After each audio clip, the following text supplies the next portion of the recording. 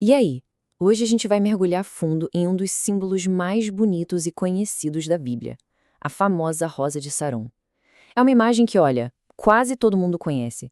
Mas será que a gente sabe mesmo de onde ela vem, qual o significado original dela? Então, vamos desvendar isso juntos. Tudo começa exatamente aqui, nesse versículo do livro de Cantares de Salomão. É uma frase só, mas que serviu de base para uma crença super popular e muito querida, principalmente na cultura cristã. Essa imagem de beleza, de pureza, ela atravessou gerações, né? Bom, vamos começar pelo que todo mundo já sabe, ou pelo menos acha que sabe. Para muita, mas muita gente mesmo, quando se fala em Rosa de Saron, a imagem que vem à mente é uma só: Jesus.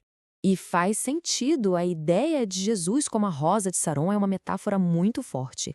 Ela traz essa ideia de beleza, de perfeição, de algo único. É um título poético que a gente encontra por aí, em tudo que é canto da tradição cristã.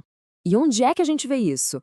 Ah, em vários lugares. Tá naqueles hinos bem tradicionais, tipo o hino 196 da harpa cristã, que muita gente canta desde criança. Tá em um monte de pregação, em músicas gospel mais novas, em devocionais. A associação é tão forte que a gente quase nunca para questionar. Mas aqui o nosso trabalho é sempre ir direto na fonte. Então, vamos deixar um pouquinho a tradição de lado e voltar lá para o texto da Bíblia para ver qual é a base dessa interpretação tão famosa. E é aqui que a coisa começa a ficar interessante. Essa é a pergunta-chave, o ponto de virada da nossa análise. Se a gente abrir o livro de Cantares, quem é que está falando? De quem é a voz que diz "Eu sou a Rosa de Saron"? Olha, a resposta pode surpreender. E para achar essa resposta, a gente não precisa de nenhuma teoria mirabolante, não. É só olhar com calma para o próprio texto, para o contexto onde o versículo aparece. O livro de Cantares é um diálogo, um poema. Então, entender quem fala em cada momento é o segredo de tudo. Certo, então, para entender o contexto, primeiro a gente precisa saber quem são os personagens. No livro de Cantares, a teologia cristã costuma usar uma interpretação simbólica, sabe? Que ajuda a gente a entender a história num nível mais profundo. E a interpretação simbólica mais comum é essa aqui. O rei Salomão é visto como uma figura que representa Jesus, o noivo. E a sunamita, a sua amada, seria um símbolo para a igreja, a noiva. Então, para a gente seguir a mesma linha de raciocínio da crença popular, vamos usar essa mesma lente. Vamos partir desse pressuposto, de que Salomão é Jesus e a sunamita é a igreja. Isso vai nos ajudar a seguir a lógica até o final. Com o cenário todo montado e as regras do jogo definidas, chegou a hora da grande revelação. Vamos finalmente descobrir quem é a voz por trás dessa declaração tão famosa lá em Cantares, capítulo 2. Quando a gente lê o capítulo com atenção, acompanhando o diálogo entre os dois apaixonados, o próprio fluxo da conversa já entrega a resposta. A estrutura do poema deixa bem claro quem está falando a cada hora. E tá aí. O texto mostra que quem diz "Eu sou a Rosa de Saron", o lírio dos vales, não é o noivo, não é Salomão, é a noiva, a sunamita.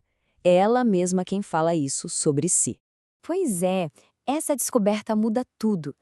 Se é a noiva que se declara a Rosa de Saron, o que isso quer dizer para o símbolo que a gente sempre associou ao noivo? Vamos conectar os pontos agora. A lógica é bem direta, olha só. 1. Se Salomão representa Jesus. 2. Se a sunamita representa a igreja. E 3. Se é a sunamita quem diz a frase. Conclusão: simbolicamente a igreja quem está se declarando a Rosa de Saron. O símbolo, dentro dessa mesma lógica, pertence à noiva. E aqui a gente vê a virada de chave de forma bem clara. A gente sai da crença comum, que diz que Jesus é a Rosa de Saron, e chega numa conclusão baseada no texto. A igreja, a noiva, é a Rosa de Saron. É uma inversão total, mas que está ali, fundamentada no próprio versículo. Com isso, o significado do símbolo ganha uma profundidade nova e linda. Não é Jesus falando de si mesmo. É a noiva expressando a sua identidade, a sua beleza, uma beleza que é vista e valorizada pelo noivo. É a igreja se enxergando como bela aos olhos de Cristo. E isso tudo nos deixa com uma pergunta no final, né? Essa análise mostra como é importante a gente sempre voltar ao texto.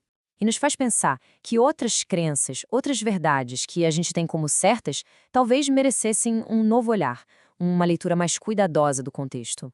A resposta pode nos surpreender tanto quanto a da Rosa de Saron. Valeu por acompanhar a gente nessa.